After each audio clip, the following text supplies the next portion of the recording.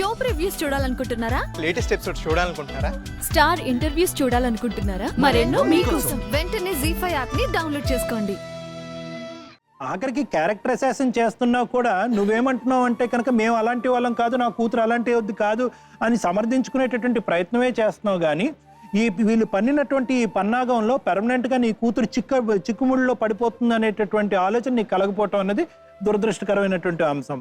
అయితే ఇక్కడ కూర్చున్న వాళ్ళందరికీ కూడా ఒక ప్రశ్న అయితే వస్తుంది మేడం, ఎందుకు శ్రీనివాస్ ఇంతకు భయానకంగా ఎందుకు ఇలా మారిపోయాడంటే, నేనైతే కనుక ఇందాక లాయర్ మేడంతో కూడా చెప్తున్నాను, అమాయకత్వంగా బయటకు కనిపించేటటువంటి లోపల శాడిజంగానే ఇది పరిగణించాలి.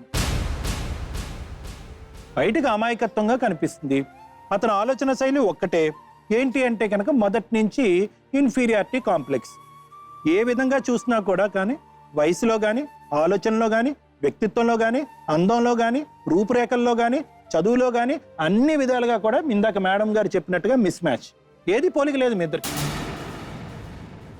ఒక ఎత్తులో ఉండేటటువంటి ఒక కుటుంబం మేనరికం కాబట్టి మన చెప్పు చేతల్లో ఉంటారు, మనం అనగదొక్కితే కనుక తొక్కబడతారు, మనం చెప్పినట్టుగా నడుచుకుంటారు. కాబట్టి ఇటువంటి ఆడపిల్లలు ఉంటే కనుక మన చెప్పు చేతల్లో ఉంటుంది. కాబట్టి ఈ ఆడపిల్ల అనేటటువంటి మాటతో, కోడళ్ళు అనేటటువంటి మాటతో ఒక పని మనిషిగా ఈ అమ్మాయిని వాడుకునేటటువంటి పూర్తి స్థాయి ప్రయత్నం ఇక్కడ జరిగింది. ఇన్ఫీరియారిటీ కాంప్లెక్స్ అంటారు. దయచేసి ఇది అర్థం చేసుకోండి. అంటే ఏ విధంగా కూడా పోలిక లేనటువంటి ఈ అమ్మాయిని మనకి జాక్పాట్లా దొరికింది. 2 సంవత్సరాలు వెయిట్ చేసి వీళ్ళని బాధ పెట్టి, హింస పెట్టి, బ్లాక్మెయిల్ చేసిన తర్వాత ఈ అమ్మాయి దొరికింది. కాబట్టి ఈ అమ్మాయి మన చెప్పు చేతల్లో లేకుండా పోతాదేమో అనేటటువంటి అభద్రత నీకు, మీ తల్లికి మొదటి రోజు నుంచి ఉంది. మొదటి నుంచి మీరందరూ చేసినటువంటి ప్రయత్నం ఏంటంటే ఈ అమ్మాయిని మానసికంగా దెబ్బతీయాలి.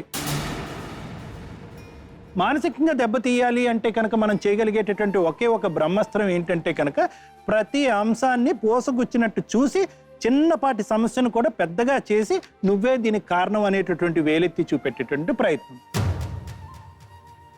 ఒకప్పుడు దానికి కానీ ఆ అమ్మాయి లొంగకపోతే కనుక మీకు మీ చేతిలో ఉండేటటువంటి రెండో అస్త్రం ఏంటంటే కనుక అనుమానించటం.